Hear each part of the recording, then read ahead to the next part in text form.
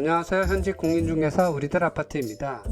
계약서를 처음 써보는 분들은 무엇이 필요하고 과정이 어떻게 되는지 알 수가 없습니다. 계약서 쓰는 날과 잔금일에 꼭 필요한 것들을 정리해봤습니다. 그럼 시작하기 전에 구독, 좋아요 눌러주세요. 먼저 집을 구하는 사람 입장에서 필요한 것들을 정리해보겠습니다. 공인중개사의 소개로 마음에 드는 집을 구경하고 계약하기로 마음먹었다면 이제 계약서를 써서 확실하게 내 것으로 찜을 해야 합니다. 집을 본 사람이 여럿 있다 해도 계약금을 먼저 넣는 사람이 임자이기 때문입니다. 계약금의 일부를 집주인에게 입금해 가계약을 하는 이유도 좋은 집을 먼저 찜하기 위해서입니다. 전월세는 물론이고 매매의 경우에도 이 과정은 같습니다. 계약을 하기 전에 꼭 확인해야 하는 등기부 등본 보는 법이나 체크해야 할 것들은 다음에 소개하기로 하고 오늘은 계약일과 잔금일에 필요한 준비물만 빠르게 살펴보겠습니다. 계약일에는 우선 신분증과 도장을 챙겨야 합니다. 신분증은 주민등록증이나 운전면허증을 일반적으로 쓰는데 경우에 따라 외국인 등록증이나 여권으로 신분증 확인을 대신하기도 합니다. 공인중개사가 신분증 확인을 꼭 하기 때문에 신분증은 무조건 챙겨야 합니다. 도장의 경우 사인으로 대신하기도 합니다. 하지만 계약서 작성 전에 공인중개사에게 미리 도장이 없다고 이야기하면 본인 동의하에 사무실에 있는 막도장으로 대신하기도 합니다. 그러니 도장이 없다고 당황하지 말고 공인중개사 사무실에서 막도장을 만들어 줄 수 있는지 확인하시면 됩니다. 사인이 편하다는 분들도 많은데 사인으로 하는 경우 겹쳐서 찍는 간인을 할 때 불편할 경우도 있습니다. 신분증과 도장이 준비됐다면 통장 이체 한도와 계약금 10%만 확인하면 됩니다. 예상 외로 계약서를 다 쓰고 영수증 도장 찍는 와중에 은행 이체가 안 돼서 당황하는 경우가 있습니다.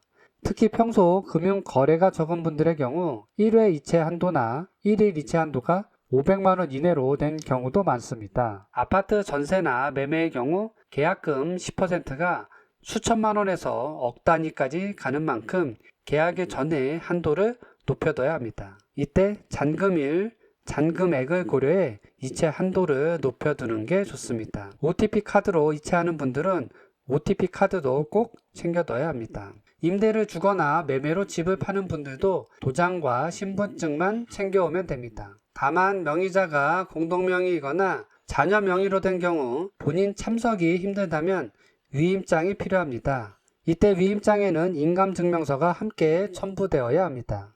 이외에 공인중개사가 등기부 등본이나 건축물 대장 등을 함께 확인해 줍니다.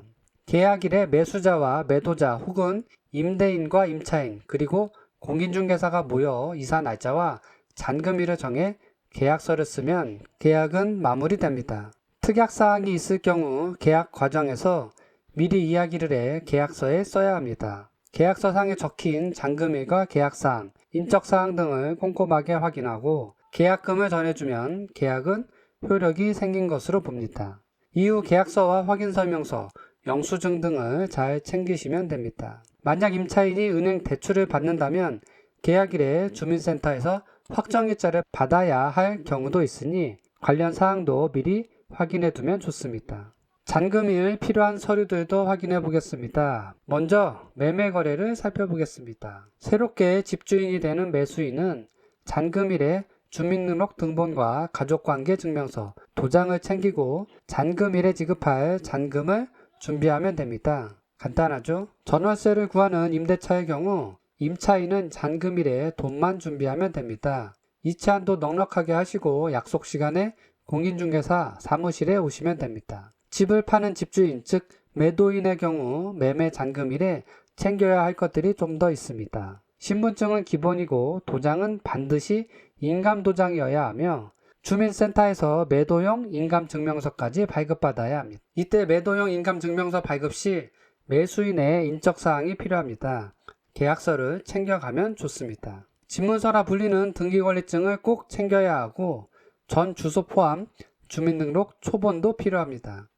서류들이 모두 준비됐다면 가급적 오전에 약속을 잡아 공인중개사와 함께 한자리에 모여 잔금과 나머지 것들을 정리하면 됩니다. 잔금이 모두 전달되고 영수증 도장까지 찍어주면 이제 날짜에 맞게 이사를 진행하면 됩니다. 이때 매매의 경우 법무사가 필요 서류를 가져가 서류 정리를 마무리해 주기도 합니다. 부동산 계약에 있어 꼭 필요한 준비물을 살펴봤습니다. 고등학교 때 미리 배웠으면 참 좋을 내용들을 성인이 되어 현장에서 정신없이 배워야 하는 현실이 안타깝기만 한데요. 처음에 어렵지 계약서 내용도 자주 보다 보면 익숙해집니다. 부동산 투자를 꿈꾸는 분들이라면 계약과 친해지면 좋겠죠. 다음에는 계약 시 꼭 확인해 봐야 할 것과 사기 피해를 안 당하는 방법 등을 알아보겠습니다. 마지막으로 구독, 좋아요 부탁드립니다. 시청해 주셔서 감사합니다.